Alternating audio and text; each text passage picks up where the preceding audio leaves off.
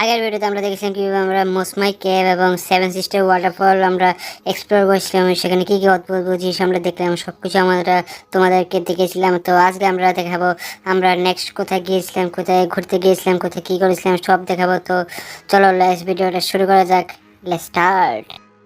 তো হ্যালো বন্ধুরা, সবাই কেমন আছে, কী করছো? আসলে সবাই ভালোই আছে। তো সেদিন ছিল আমাদের শিলংয়ে থাকা লাস্ট দিন, কারণ সেদিন আমরা শিলং থেকে আবার গুয়াহাটি চলে যাবো। সেখানে গিয়ে আবার আমরা অনেক কিছু করবো, কারণ আমাদের গুয়াহাটির কিছু প্ল্যান ছিল জায়গা দেখার, ঘোরার। তো সেদিন আমরা শিলং থেকে গুয়াহাটির জন্য রওনা হয়ে গেলাম এবং গাড়ি চলে সেখান থেকে প্রায় পার হেড 150 টাকা করে নিয়েছিল শিলং থেকে গুয়াহাটি পর্যন্ত।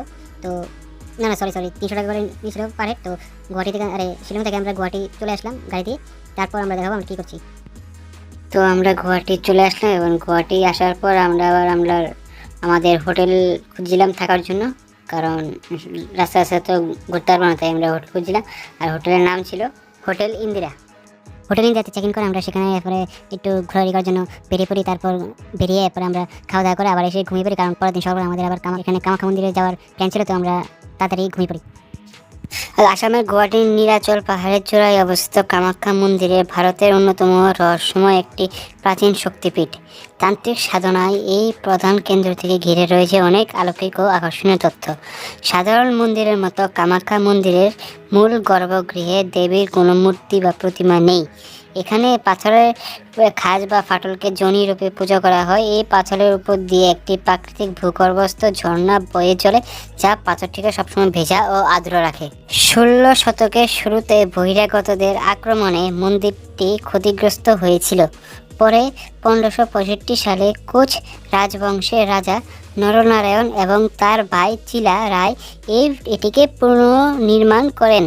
এই মন্দিরের গম্বুজে দেখতে অনেকটা মৌচাকের মতো এবং নিচের অংশটি চোখো, যাকে স্থাপত্যের ভাষায় নীলাচল শৈলী বলা হয়।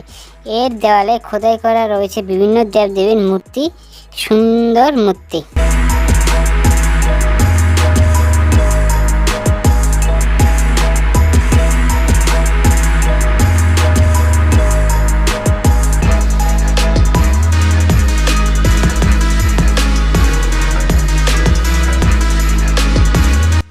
তো বন্ধুরা, আমরা আজকে এই ভিডিওটা শেষ করতে যাচ্ছি। আর এরপরে যে ভিডিওটা আসবে সেই ভিডিওটা হবে আমাদের মেঘালয় ট্রিপের এবং গুয়াহাটি ট্রিপের লাস্ট ভিডিও। তো দেখা হচ্ছে নেক্সট ভিডিওতে। আজকের জন্য বাই বাই, টাটা।